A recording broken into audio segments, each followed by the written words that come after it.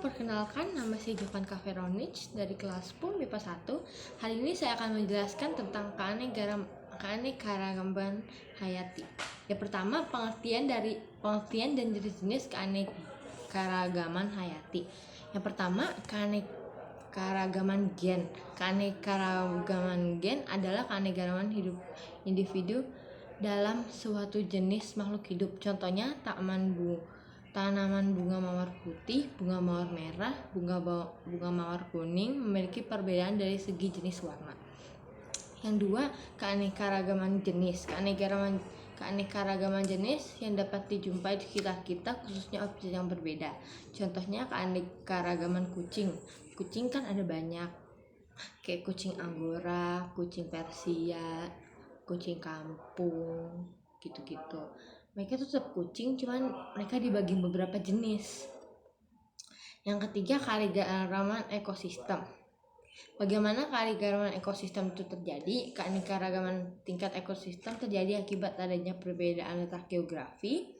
Contoh, pada wilayah yang memiliki musim dingin atau turunnya salju, di sana akan terdapat padang tundra yang hanya ditumbuhi hewan yang bisa hidup di luar sana, contohnya beruang kutub. Sedangkan di daerah yang memiliki hutan tropis akan lebih kaya akan flora dan fauna karena cuacanya yang mendukung. B. Keanekaragaman hayati di Indonesia. Yang pertama, flora di Indonesia.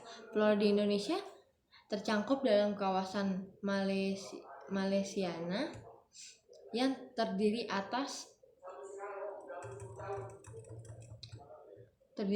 Indonesia, Filipina, Malaysia, Kepulauan Solomon, dan Papua Nugini.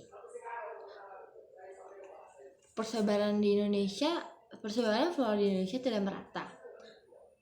Hutan hujan tropis di Kalimantan memiliki keanekaragaman tumbuhan yang paling tinggi. Untuk di daerah Sulawesi, Jawa, dan Maluku, dan Kepulauan Sunda mempunyai keanekaragaman tumbuhan yang paling sedikit. Yang kedua, persebaran flora di Indonesia. Wells membuat garis Wells yang memisahkan jenis fauna Indonesia bagian barat. Dalam oriental, Wells yang memisahkan jenis fauna Indonesia di bagian barat, yang memisahkan bagian barat dengan bagian timur. Daerah oriental meliputi Pulau Jawa, Bali, Sumatera, dan Kalimantan. Banyaknya mamalia berukuran besar di sana. Terdapat berbagai jenis kera atau monyet. Mungkin terdapat burung-burung yang berwarna kurang menarik, tapi mereka memiliki suara yang merdu. Nah, terdapat 5 jenis ikan tawar. Daerah Australian, yaitu daerah bagian timur, yang di daerah Australia meliputi Papua dan sekitarnya. Terdapat mamalia berukuran kecil, banyak hewan yang berkantung, dan tidak ada spesies kera di sana. Namun banyak juga hewan burung yang warna-warni, tetapi mereka tidak memiliki suara yang merdu seperti di daerah oriental bagian barat.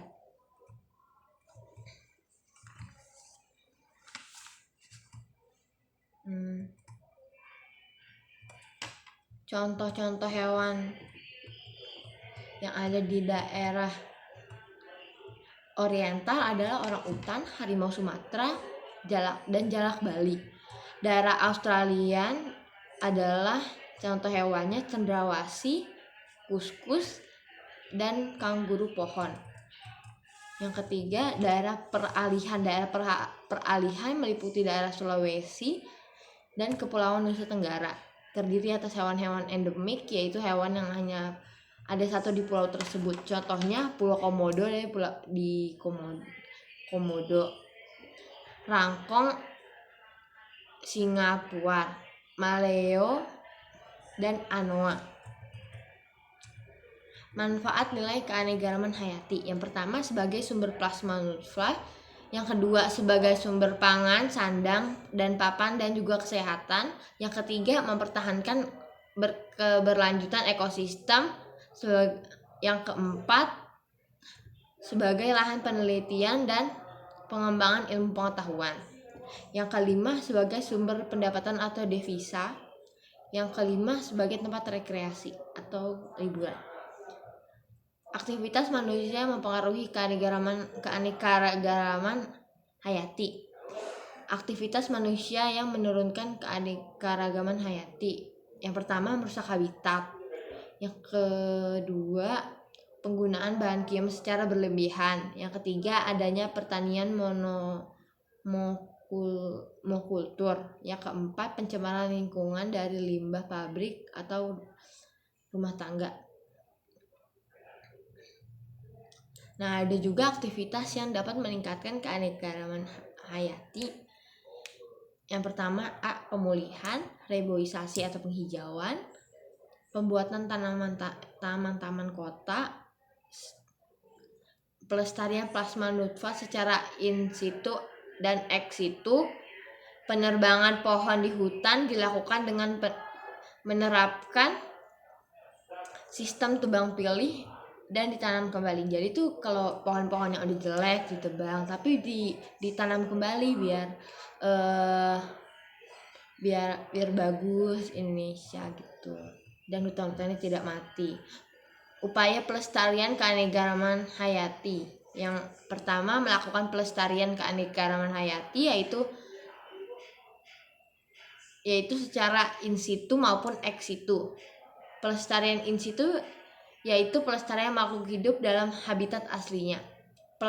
Pelestarian secara ex situ yaitu pelestarian makhluk hidup di luar habitat aslinya, tetapi lingkungannya dibuat mirip dengan aslinya.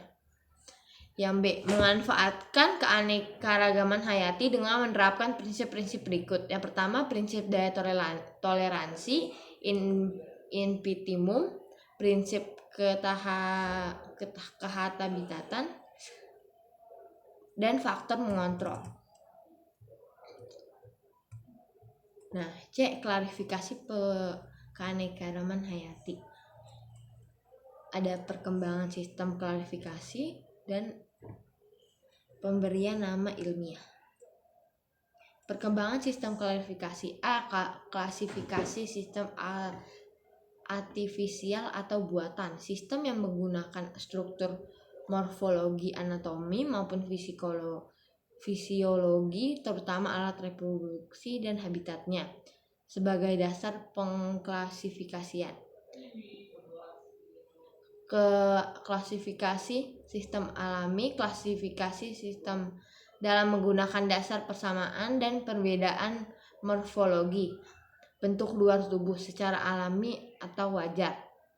Klasifikasi sistem foliogenetik. Klasifikasi sistem foliogenetik disusun berdasarkan jauh dekatnya hubungan keberabatan antara takson, yaitu yang satu dengan yang lain.